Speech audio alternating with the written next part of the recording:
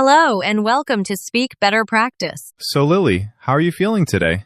Honestly, I'm feeling really good today. The sun is shining, and I had a great breakfast this morning. That's wonderful. I'm doing pretty well too, though I have to admit I'm a bit sleepy. Oh no, what happened? Did you stay up late? Yeah, I was watching this documentary about space. It was so interesting that I couldn't stop watching. Before I knew it, it was 2 a.m. Oh wow, that happens to me sometimes too. I hope you can get some rest tonight. Me too. So what did you do yesterday? I spent time with my sister. We went shopping and then had lunch together. It was really nice to catch up with her. That sounds lovely. I'm glad you had such a nice time. Thanks. You know, Tom, we just did something really important in that conversation. What's that? We talked about our feelings. We said things like, I'm feeling really good and I'm a bit sleepy. You're absolutely right. We use these expressions all the time without even thinking about it. So let's talk about the grammar for a moment. When we express feelings in English, we usually use two main structures. Right. We can say I am plus an adjective, like I am happy or I am tired. And we can also say I feel plus an adjective, like I feel happy or I feel tired. Now, you might be wondering, is there any difference between these two? Great question. Usually they mean the same thing, but there's a small difference in some situations. When we use I am, we often talk about our general state or personality. For example, I am a cheerful person. And when we use I feel, we're usually talking about this specific moment right now. Like, I feel cheerful today because of the nice weather. Exactly. But honestly, in most casual conversations, you can use either one and people will understand you perfectly. That's true. The important thing is to express yourself. Don't worry too much about being perfect. Now, let's dive into lots of different emotions you can express in English. Let's start with the most basic emotion, happy.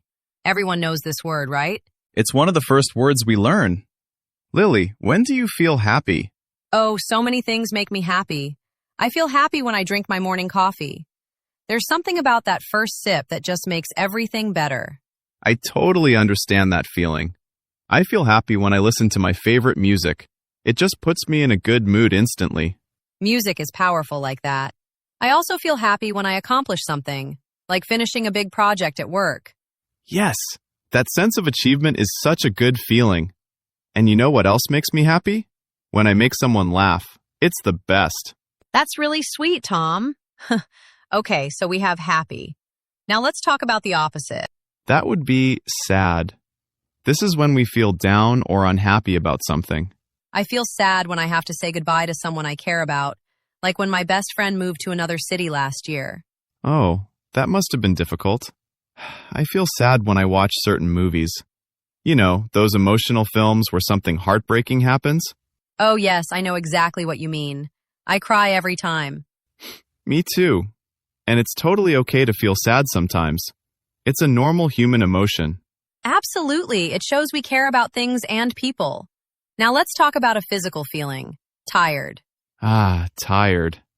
Like I am right now.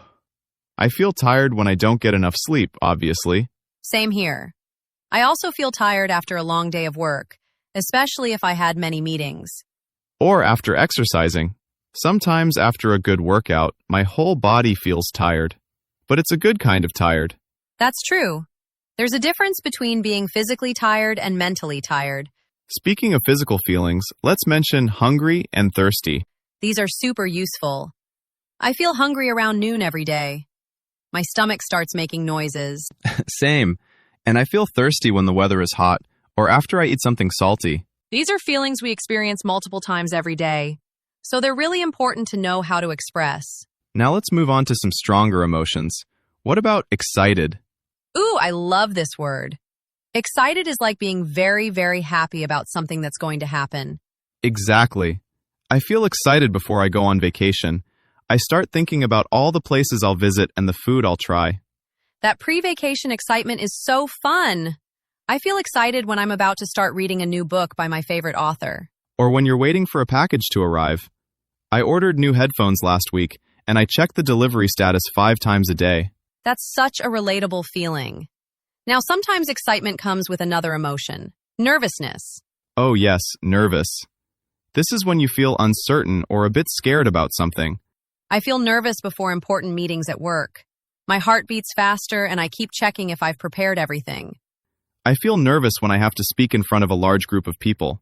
Even though I've done it many times, I still get those butterflies in my stomach. Butterflies in your stomach. That's a great expression for nervousness. But Tom, you're speaking right now to thousands of viewers. You're right, but somehow this feels different. I think it's because we're having a natural conversation, and I feel comfortable with you. That's good. You see, sometimes nervousness goes away once you actually start doing the thing you were worried about. Very true. Now let's talk about a feeling nobody enjoys. Angry. Angry is when something frustrates us or upsets us. I try not to get angry often, but it happens. When do you feel angry, Lily? I feel angry when people are rude for no reason. Like when someone pushes past you without saying, "Excuse me." Oh, I understand. I feel angry when I'm stuck in traffic and I'm already late for something important. I know getting angry doesn't help, but it's hard to control. What do you do when you feel angry? I try to take deep breaths. I breathe in slowly, hold it, then breathe out. It helps me calm down. That's a good technique. I sometimes go for a walk or listen to calming music. It helps me cool off. Those are healthy ways to deal with anger. It's important not to let it control us. Definitely. Now here's an interesting emotion, surprised. Surprised. This happens when something unexpected occurs. It can be good or bad. Right. A good surprise is when someone throws you a surprise birthday party. That's wonderful. Or when you find money in a jacket you haven't worn in a while. That happened to me last week. I found $20. Lucky you. A bad surprise might be when your alarm didn't go off and you woke up late.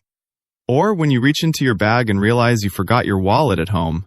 That's panic and surprise combined. Speaking of panic, let's talk about feeling scared. Scared is when something frightens us. What makes you feel scared, Lily? I feel scared during thunderstorms, especially when there's a lot of lightning. I know I'm safe inside, but I can't help it. That's understandable. I feel scared when I'm watching a horror movie. Even though I know it's not real, my body reacts to it. Why do you watch them if they scare you? Good question. I think it's because it's a safe kind of fear. I can turn it off whenever I want. That makes sense. Now let's switch to a much more pleasant feeling, relaxed. Ah, relaxed. This is one of my favorite feelings. It's when you feel calm and peaceful with no stress. I feel relaxed on weekend mornings when I don't have to rush anywhere. I can just lie in bed and enjoy the quiet. That sounds perfect. I feel relaxed after I take a warm bath. All my muscles feel loose and comfortable. I also feel relaxed when I'm in nature, like walking through a park or sitting by a lake. Nature has that effect, doesn't it? It's like all your worries just melt away. Now, what about when you're really looking forward to something? Oh, we can use the phrase looking forward to. It means you're happy and eager about a future event. Can you give some examples? Sure. I'm looking forward to the weekend. I'm looking forward to dinner tonight. I'm looking forward to our next episode. I'm looking forward to summer vacation. I'm looking forward to seeing my family next month. It's a really useful expression, and it always sounds positive and enthusiastic. Now let's talk about a feeling many people experience, stressed. Oh yes, stress. This is when you feel overwhelmed because you have too much to do or too much pressure. I feel stressed when I have multiple deadlines at the same time. I worry I won't finish everything on time. I feel stressed before exams or tests. Even if I studied well, I still worry about it. What helps you when you feel stressed? I make a to-do list. When I write everything down, it feels more manageable. Then I tackle things one by one. That's smart. I find that talking to a friend helps me. Just sharing my worries makes them feel lighter. Social support is so important. Now, what about the opposite of stressed? What if you have nothing to do? Then you might feel bored. Exactly. Bored is when you have nothing interesting to occupy your time. Honestly, I rarely feel bored because there's always something I can do. But sometimes on a quiet Sunday with no plans, I feel a little bored. What do you do then? I might call a friend or watch something interesting online, or try a new recipe in the kitchen. Those are good solutions. Boredom can actually be creative if we use it to try new things. That's a great perspective. Now let's talk about feelings we have for other people. Good idea. When someone we know is going through a difficult time, we might feel sorry for them. Yes, it means we sympathize with their situation. If my friend loses their job, I feel sorry for them and want to help. We can say, "I'm sorry that happened to you," or "I feel sorry for you." It shows we care. And the opposite. When someone has good news, we feel happy for them.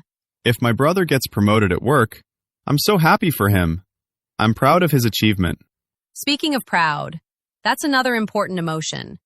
Proud is when you feel satisfied and pleased about something you or someone else accomplished. I feel proud when I finish a difficult project. Like, I did that. I should be proud of myself. I feel proud of my progress in learning new skills. Even small improvements make me feel proud. That's wonderful, Tom. We should all feel proud of our efforts and growth. What about when you don't like waiting? Oh, that's feeling impatient. I feel impatient when I'm waiting in a long line at the store. Or when a website loads slowly? In today's world, we've become very impatient with technology. That's so true. We expect everything instantly now. Here's another useful word: confused. This is when you don't understand something. I feel confused when someone gives me complicated directions. I need them to explain more clearly. I feel confused when I try to set up new technology. All those instructions and buttons. Hopefully our viewers don't feel confused right now. We try to explain everything clearly. I hope so too.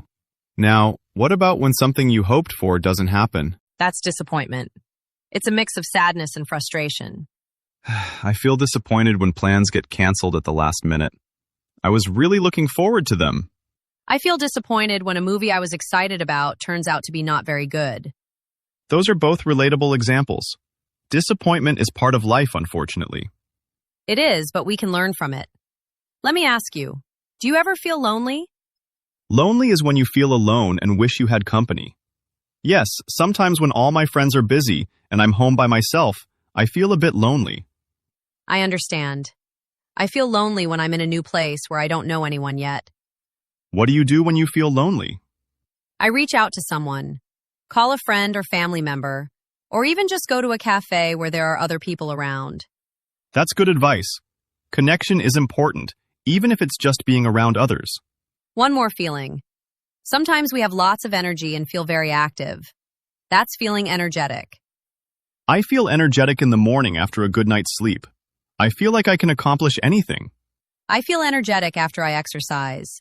It might sound strange, but physical activity actually gives me more energy. That's not strange at all. It's scientifically proven. And the opposite of energetic? That's exhausted. When you're extremely tired. After I moved to my new apartment last month, carrying all those boxes up the stairs, I was completely exhausted. I believe it. That's hard work. Okay, Tom. I think we've covered so many different emotions. We really have. This has been a great conversation. Now, I think it would be helpful to review some of the most important words we learned today. Excellent idea. Let's pick 5 key emotions and really practice them. Our first word is excited. Everybody, repeat after me. Excited. Excited. What does excited mean, Tom? It means you're very happy and enthusiastic about something that's going to happen. It's anticipation mixed with joy. Perfect explanation. Can you give us an example sentence? Sure. I'm excited about my trip to the mountains next week. Or, she's excited to start her new job. Great examples. Here's mine. The kids are excited because tomorrow is the school carnival. Wonderful. Now, viewers, think about something you're excited about. Can you make a sentence? I'm excited about... Take a moment to think. Okay, our second word is nervous. Repeat after me. Nervous. Nervous. This word describes feeling anxious or worried about something, usually something that's going to happen soon. You might feel nervous before a job interview or before meeting someone new. Your body might react, your hands get sweaty, or your heart beats faster. Exactly. Example sentence. I'm nervous about the presentation I have to give tomorrow. Another example. He was nervous before the flight because he doesn't like flying. And here's mine. I felt nervous on my first day at the gym because everyone looked so fit and I didn't know how to use the machines. That's very relatable. But remember, everyone feels nervous sometimes. It's completely normal. Our third word is relaxed. Repeat after me. Relaxed. Relaxed. This is such a nice word. Relaxed means calm, peaceful, with no stress or worry. It's the feeling you want after a long, hard week. You finally have time to rest, and you feel relaxed. Example. I feel relaxed when I'm sitting on the beach listening to the waves. After yoga class, I always feel completely relaxed. And my example. On Saturday afternoon, I have no plans, so I feel very relaxed just reading a book at home. Beautiful. Relaxed is the opposite of stressed or nervous. Number 4 is proud. Repeat after me. Proud. Proud. Tom, explain this one.